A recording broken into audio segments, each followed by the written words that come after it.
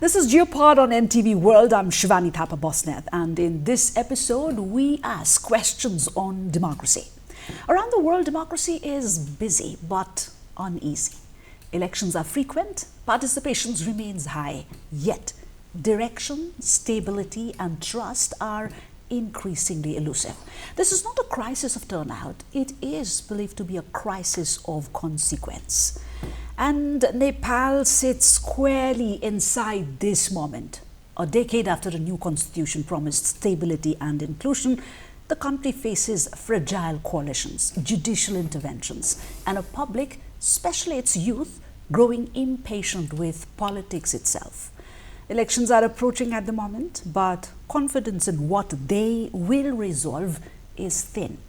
Here at GEOPOD, we step back from personalities, from daily headlines, to ask a harder, more uncomfortable question.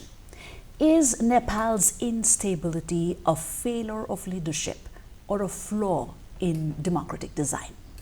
And joining us in this crucial conversation is political analyst, author, Dr. Chandra Bhatta. Welcome, Dr. Bhatta, to GEOPOD. Thank you very much for inviting me to your important show. Yeah, the pleasure is all ours. And before we move ahead and start judging the outcomes, Dr. Bhatta, let's define the system itself in our conversation. When you look at Nepal today, right, what, not in theory, but in practice, what kind of democracy has Nepal become? A majoritarian, a consensus-driven, or something more improvised? Thank you very much. I think this is a very important question for us, primarily because Nepal has been practicing democracy for a long period of time. If you look at, we have a history of more than 70 years of practicing democracy. But during these 70 years, we have also seen many ups and downs. We have seen series of movement. Nepal has seen series, came up with the different types of constitutions as well. But still, we talk about democracy, whether democracy is stable or are there any problems.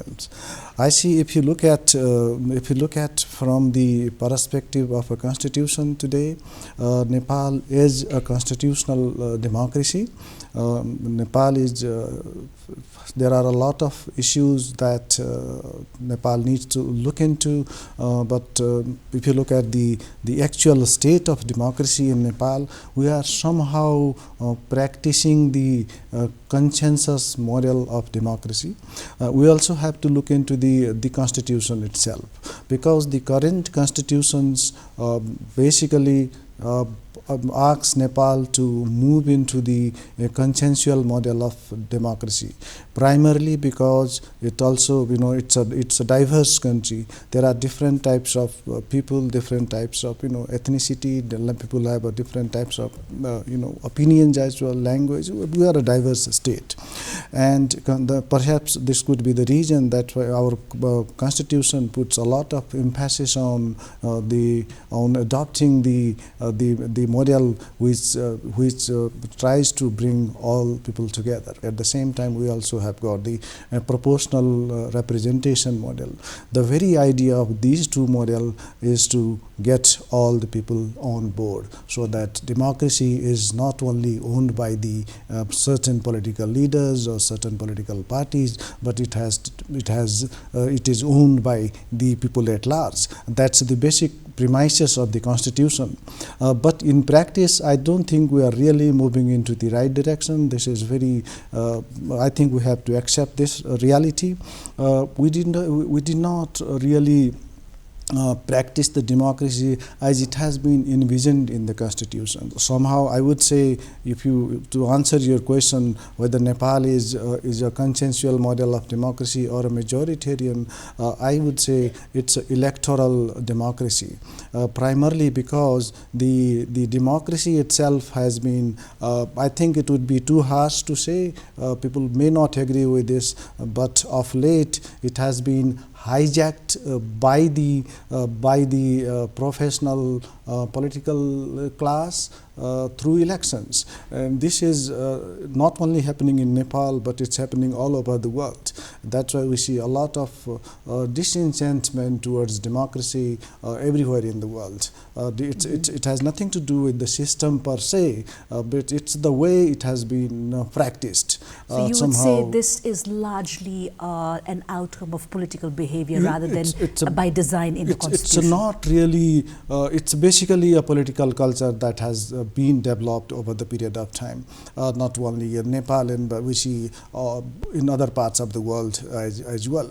This perhaps is the reason why a lot of people, a lot of the universities in the West are discussing can we have an alternative model of elections as well, because largely the elections are used to hijack the democracy as well. And if the democracy only becomes the electoral and it does not really look into the substantial part of it, then you don't really people really don't like it. The dividend of democracy then will not be enjoyed by the all. The very idea of democracy is to it has to protect those who cannot protect themselves, and we certainly will get there, falling Dr. into Bhatta, that direction. We'll certainly get there, because this discourse is certainly leading into the alternative spheres as to where the outlet of this desire would be. But let's focus on the instability that Nepal has come past since a prolonged period of transition, right? So is instability in Nepal, how do you as an analyst say, is it a malfunction or is it the system operating exactly as it is built? It's somehow, I would say, earlier you said the political behavior. I would say it's basically the political culture that we have developed. If you look into the constitutional framework, it has a lot of mechanism that can look into the instability part as well. But somehow, when the very objective of politics is defined by the political leaders from their own perspectives, then it does not really provide the type of stability that we all wanted. So I think I would say it's inherently designed over the period of time. It has become a feature of Nepali democracy or politics over the last couple of decades, I would say. We've been, if we just start from 1990 onwards, it's been more than 35 years we have been practicing democracy. But if we look into the history of during these periods as well, we have seen many governments, and we have witnessed different types of instabilities, not only the governmental instabilities, but also instability, constitutional instability, legislative instability, executive instabilities. These all types of instabilities are there. So they can be managed, they can only be managed through the democratic political culture, democratic political behavior, which somehow is missing in our political class. The political class somehow is not really exercising that part. Also, the constitutional provisions are there. Through constitution as well, we can also manage the instabilities, but the fact of the matter is that somehow often the political political leaders, they try to define the laws also from their own perspectives. That somehow puts us in a very difficult situation. So I don't blame the system per se. It's basically the political behavior, political culture that we have developed over the period of time, which has been creating a lot of problems. The frustrations towards democracy. People think that it's not really delivering. So delivery can only come when we are really committed towards it. So that level of commitment is not really there. Let's move to delivery, Dr. Bhatta. Let's move to the center or the core or the soul of democracy, elections, right? You've already mentioned there has a time has come where people are looking for alternative electoral practices. Even the political class have been emphasizing on the need for a reform, right? So in this scenario, as we look back and look at the many number of elections that we've had in a very short period, How do you, as an observer or an analyst, see, do elections in Nepal, did they fail to generate political clarity? Or what was the problem? I don't say like that. I would say like this. I think elections are quite important for democracy. They certainly produce legitimacy because without a legal legitimacy, you cannot really govern. In order to be in that place, the element of the governance, one has to have certain legitimacy. So elections are Nepal certainly providing a legal rational legitimacy, but they have failed to produce, I would say, the political legitimacy, primarily because elections are producing the government, but these government are not really being able to make the policies. The clarity, political clarity comes through the policies. So if you don't have a policy that aligns with the democratic values and principles, that creates a problem. So they do provide a clarity, legitimacy, but somehow these clarities are not really put into practice. So there is a clarity because political parties go to election, they have a manifesto, they have a programs, they have everything. They talk everything under the sun. So everything is in their manifestos. But the problem arises once you are elected, you become a minister or you become a member of parliament or you occupy that space, the political space or the position, then you don't really, the political class, which is not, it's not happening here only, it's happening in other parts of the world as well. The accountability is the most important part. Government has to look into. Right. So the issue is in delivery and being accountable. Right? Accountability. No matter what the system provides, yes. If you fail to deliver, if you fail to be accountable, then that's where it certainly negotiates itself into paralysis, exactly. a sort of paralysis or frustration, right? Now this brings us to the engine room of Nepali politics, Dr. Bhatta. If you remember, the last time we met, we were talking about Nepal's coalition culture, and this was before, well before the transition and the movement happened, right? Yes. But if you just pan through the world, you would certainly agree coalition has become a new norm globally, course, right? Yes. Not the exception, of course. Why has coalition government in Nepal produced immobilization rather than compromise? I think this is one of the most important questions, and I would say this is the question of our time, and we should try to answer this question. Because as you said, coalition has become a norms now, not only in Nepal but in many other countries, even the Western developed democracies. If you look at the Western Europe, they have been practicing coalition culture for a long period of time, right after the Second World War until today. Germany is governing through the coalition parties only. Coalition government has been there, and in Netherlands, after the election, they only expect coalition government. They don't have any other alternatives. So it's happening everywhere. In South Africa, 1994. So majority of the countries today are practicing coalition culture. And I don't think there are very slim chances that a single party will come into the politics and will with absolute majority, because in today's world the issues are different. We don't have a common. People have got their own interests, own issues, and the ideological political parties are becoming weaker, because in the past there used to be ideological political parties, and under the ideology they used to garner the majority, but we don't have that situation today. It's a fragmented issues, fragmented situation. So I think then, but still there are some countries which have successfully governed through coalition culture, and some countries who have really done miserably failed. I would say we have been practicing coalition government, at least I would say from 2005, 6, and even before that. But somehow our coalition culture is not really based on certain principles, because we need to have principles for that. We need to have a coalition framework. Why do we want to come together? And that has not really been worked out in the past and clarified. Coalitions are largely built around the power sharing agreements only, and we don't see much of a discussion related to to policies. So if the coalition governments are only formed on the basis of power sharing agreement, they don't really succeed. If they are also backed up by the policies and programs, and if they really wanted to take people's concern into consideration, they will definitely succeed.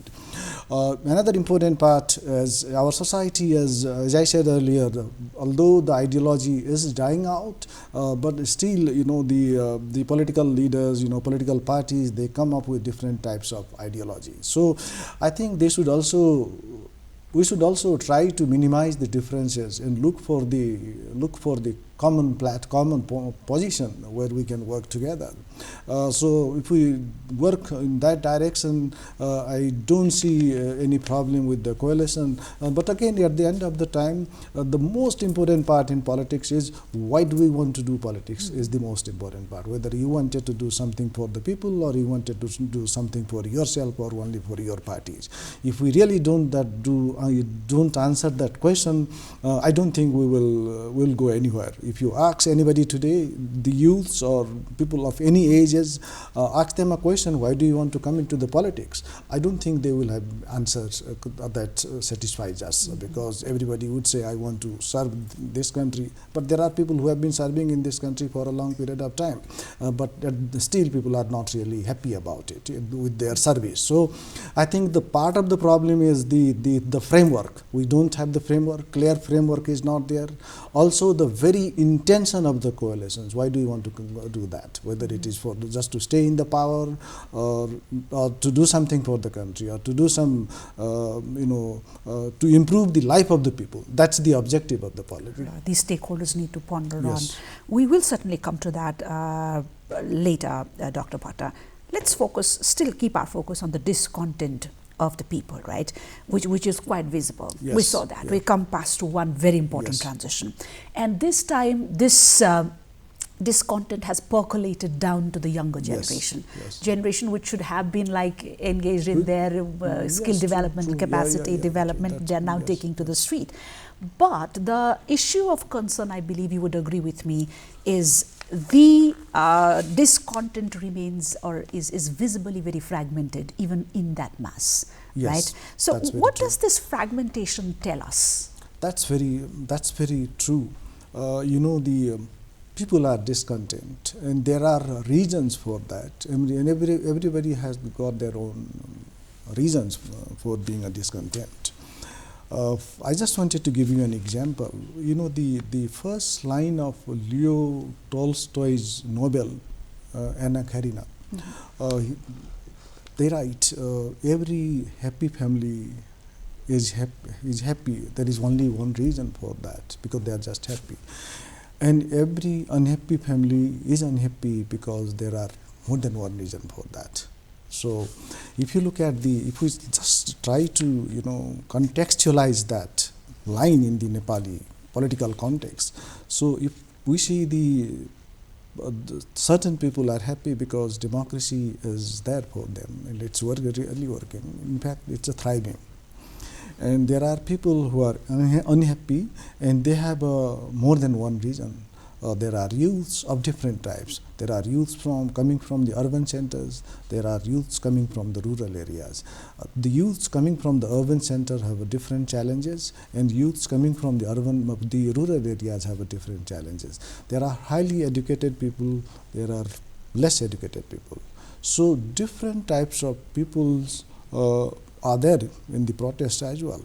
And these protests have happened without a leader, because they were not led by anyone. So they were, I would say, some sort of, these people came out in the street to just vent out their frustrations. So they all have got their own issues which they wanted to express through the street protest. This has not been, there has not been a unified movement for the reason that these issues are also scattered, fragmented. There perhaps could have been a unified, what we call a social movement, or a movement, if they were guided by the certain agendas, or they have common issues, we don't really see that common issues. But still, despite all these fragmentations, we can see one common factors. Whether you come from outside of Kathmandu, or you come from a city, or you are educated, uneducated, whether you want to go outside for a work, you are going to be aspirant migrant workers, whatever background you have got, or whatever futures you wanted to pursue. The one common thing is that the governance is a problem. The governance is not really happening the way it should work in this country. That's the common voice we can see in each and every protest. And then the second point that we can see, or we can observe, is the which is also somehow linked with the governance itself, the issue of service delivery. And third one is everybody is talking about, people wanted to go out, we cannot stop them, because it's a free world, and individuals have the choice whether they wanted to stay in this country, work here, or whether they wanted to go outside. But the very objective of the state is to provide bare minimum opportunities within the countries. I think we have terribly failed there. That's why these movements are happening from their own ways. They have their own understandings. Apart from that, Nepali society also has been divided along those in a different line. But one of the most important line is there are people. I do not really wanted to be too critical about the political parties or the political practices, but that's the reality here. I just wanted to explain. There are people who are aligned with the political parties. There are people who already have got something to their disposals. But there are youths, who don't see the future of their own in this country, but they need to be protected. So their voice, the voices might be fragmented. They might have a different issues, but it's the duty of the state or the people who are in the politics or who are going to be at the helm of power. They need to look into their issues. Otherwise, this will create problems. Today we are in a situation of poly-crisis. If the poly-crisis prolongs, we will enter into a next phase, which is called perma-crisis, permanent crisis. So it's quite an important. If the situation moves into that direction, paralysis, the poly-crisis becomes perma-crisis. That will really be bad, not only for the democracy, but for a whole society, because people will lose hope. Confidence is the most important part. Trust. Let me interrupt you right there, Dr. Bhatta, because this is what Nepal is headed for. I think this is majority of public aspiration, that this prime or fundamental concern would be addressed by the political players itself. Yes. And again, let me get back to you to the discontent, right? We see there is discontent. It's fragmented, of course, for the very reasons that you've shared.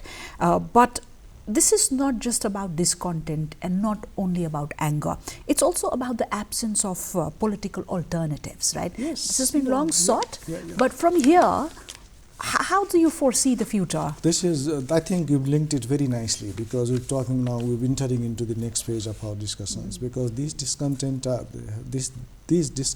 has happened primarily because the government of the day has failed to deliver, or they're not happy with the way politics has been functioning, or the system per se is working. Right, and people, it's not only in Nepal, the discussion on the alternative politics is happening in almost everywhere, and people are looking for a change. That's the human nature. And the idea of alternative politics has also been floated in Nepal. It's been almost 5-6 years. People are talking about the alternative politics, but the way alternative politics is coming is not really. I don't want to blame them because they're not really into the government yet. But just looking by their the agendas, the way they are coming up is also not really encouraging. I would say the alternative politics in Nepal is still the leftover or the residue of the past politics, I would say, because you see the same people there as well. You don't see much agendas. They also don't have agendas. The clarity, the political clarity is also missing there. The alternative politics is basically building around the unsuccess or the failure of the older political class, and it's operating on the binaries. Basically, we are good people and they are bad people. Mm-hmm. So it's some sort of binaries which is creating, which is developing some sort of what we call populism as well. I would say the alternative politics is also harping on these issues. If they really come up with certain agendas, let's suppose, how do they want to change the politics? We don't really talk about economics, which is the most important part in politics. How do they want to change economic future of the country? The bulging youth population that come into this country, like around 7 lakhs plus people, youths every year. How much job are we going to create for them is quite important. I think that should be the discussion, rather than blaming each other. That blaming game is going on for a long period of time. Old class is blaming the new class for creating instability, for destroying the system, whereas the new class is saying that these people have destroyed us, they have finished everything. So I don't think this is not really going to lead us anywhere. The discussion would be centered around what are the issues that we should work together, and what are the factors that is leading discontent and state protest repeatedly in this country. Why there has been a conflict or the movement in every 10 years? I think we should try to answer this question. Every 10 years from 1950 onwards, we see one type or the other type of change happening here. But we've never tried to answer that question, because there are certain reasons behind that, why that happens. Because every 10 to 15 years, we have a new generations coming in politics, right? And we have a the political practices, political behavior are the same, and we're not really creating opportunities for these people. And we also don't try to understand their sentiment, feeling. Definitely they will come up with their own imagination, they will have their own worldviews. So if we don't try to look into their concerns, they will have to rebel. There is no alternative. The point you want to make is any political force, the traditional or the newer ones, whoever has the central agenda as economy would be or is the alternative force that the Nepali people is seeking at the moment. I think that should be the priority for all the political parties, because we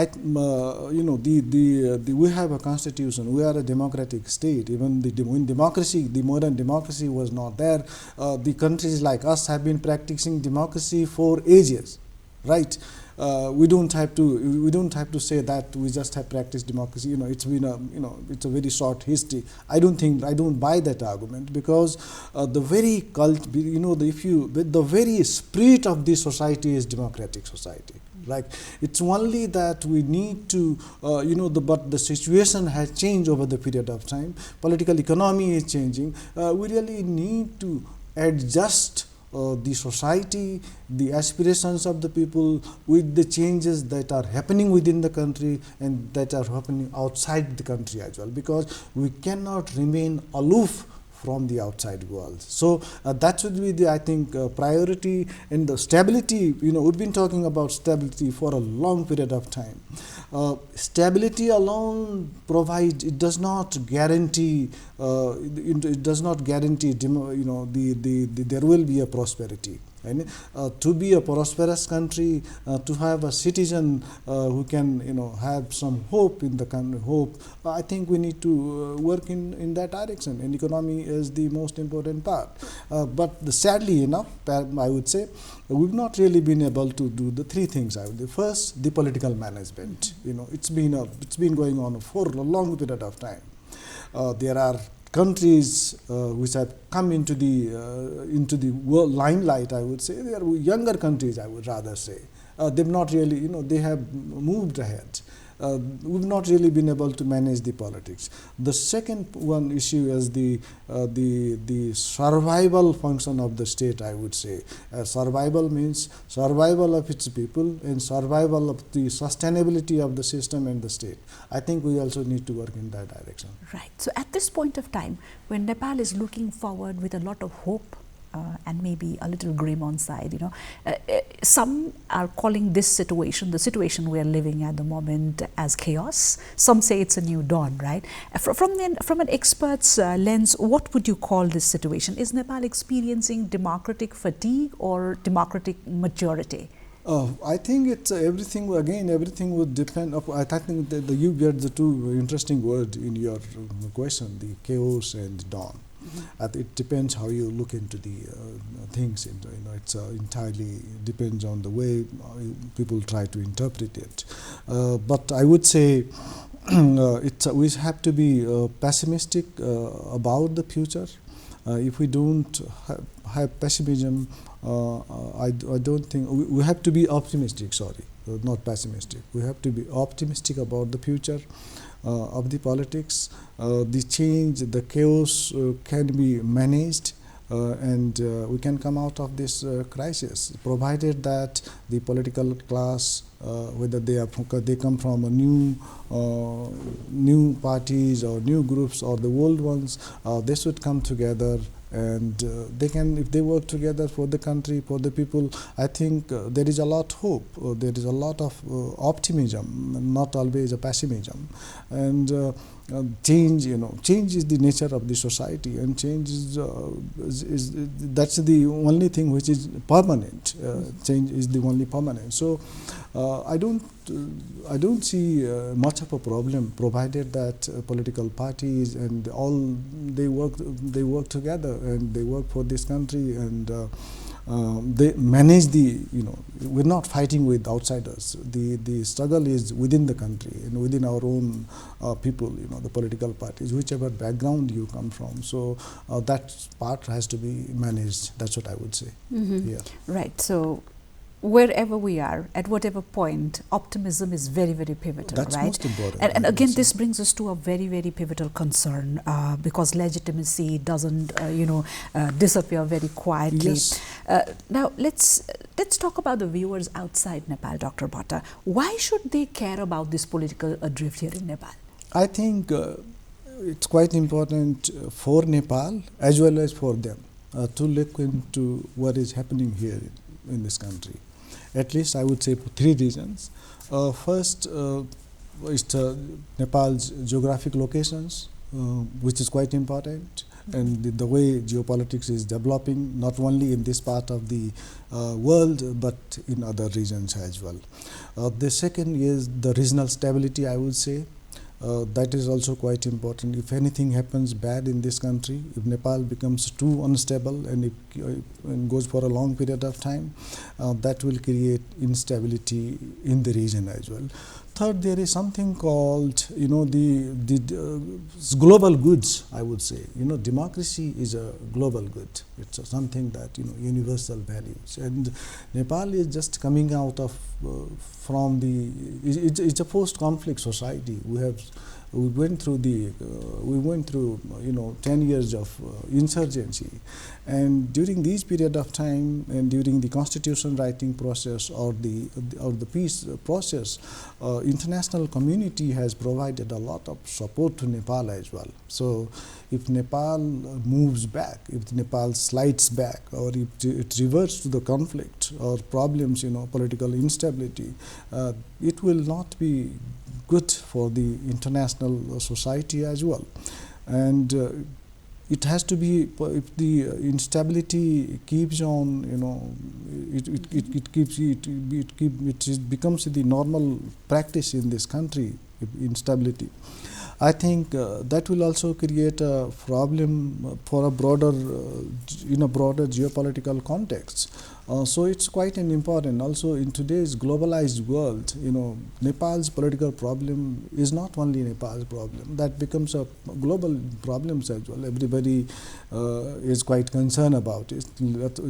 Just the classic example I just wanted to give you is what happened in recent in West Asian countries, which conflict has been there for a long period of time, or what has happened in Venezuela or any other parts of the country. We also become concerned about it. So concern is some sort. It's not always a negative thing, I would say.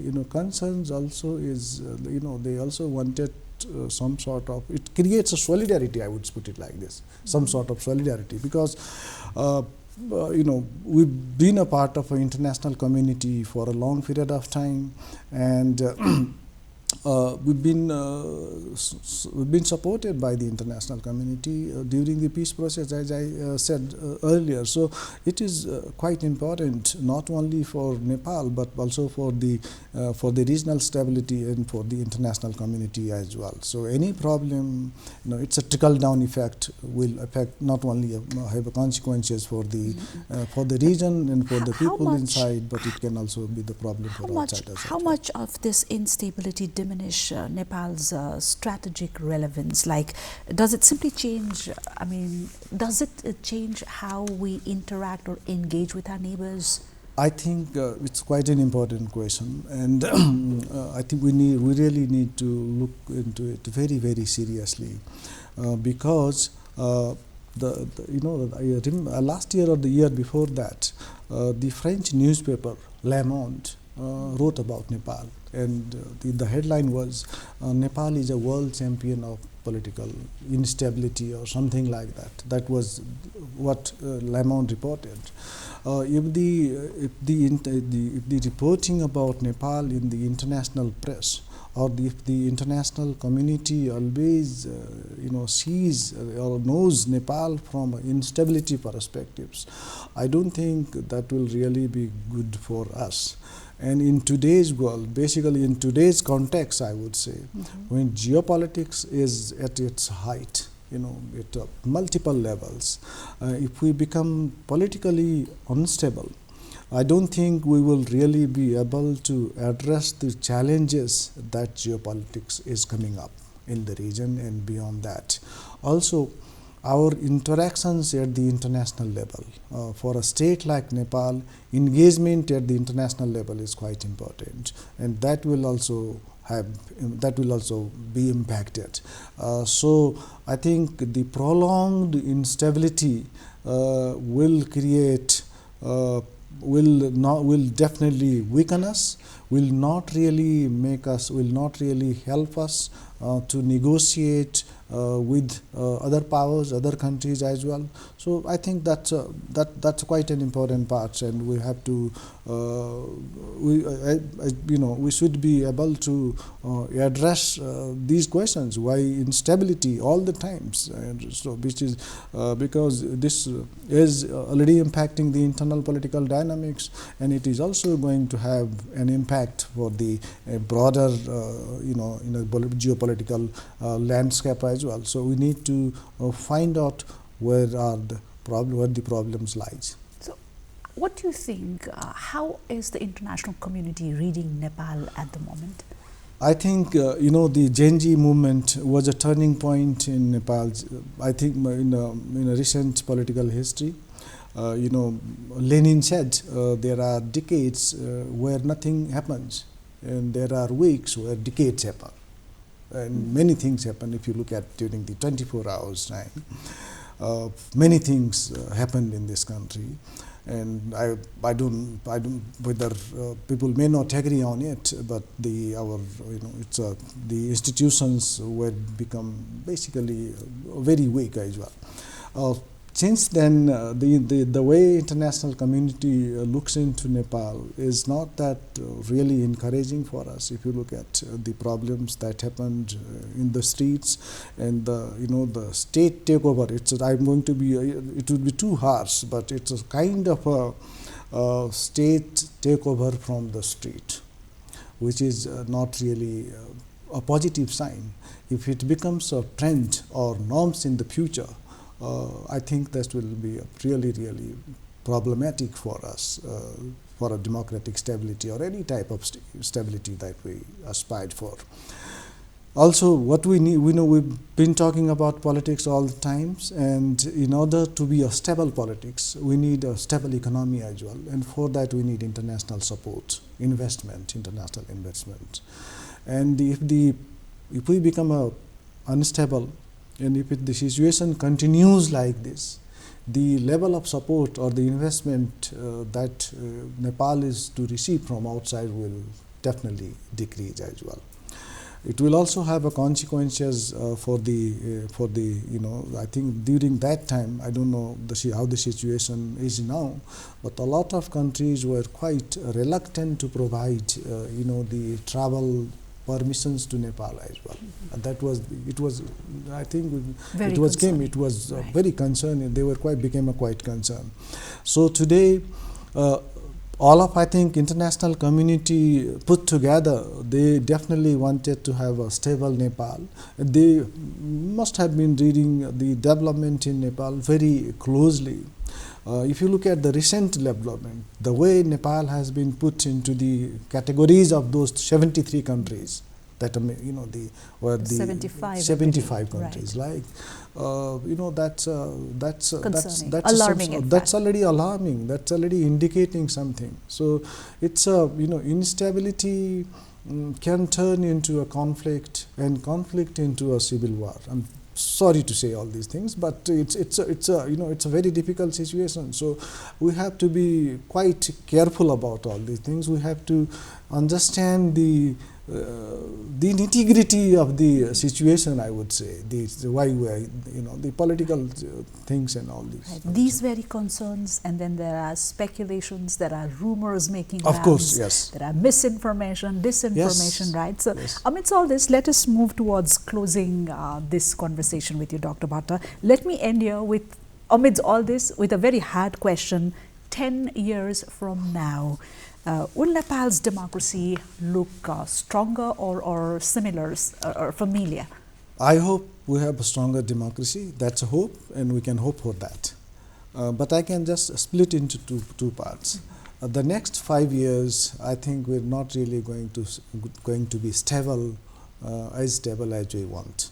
Because of the recent political development as well. If you look at the split of the political parties, and there is some sort of not really a conflict but disagreement between and among different types of political forces as well.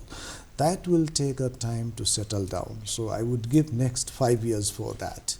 And if we work carefully, next for another 5 years might provide a political stability, and we have a new generations coming up. They are well read, they are well exposed as well to the international development. They know what's happening in the world. So we basically have to rely on them. The future lies with them. So how do we want to develop them? Depends, will decide the fate of this country as well. The politics is there, but the future generations, the youngsters, those who are coming into politics, in society, in economics, how do we want to shape their future? Will shape the future of this country as well. Mm-hmm. Thank you so much, Dr. Bhatta, for you, coming over, sharing your insights, and moreover for helping us read our democratic journey. Thank you, ma'am. Thank you for this Thank you so much. It was a pleasure having you here. Same here. Right. This was a conversation about democracy, not as an event, but as a system under stress. Nepal's choices in this moment will echo beyond its borders, as our expert just shared with us. Because democracies everywhere are asking the same question at the moment, not whether people vote, but whether systems still decide. That's it from GEOPOD this week. Good night.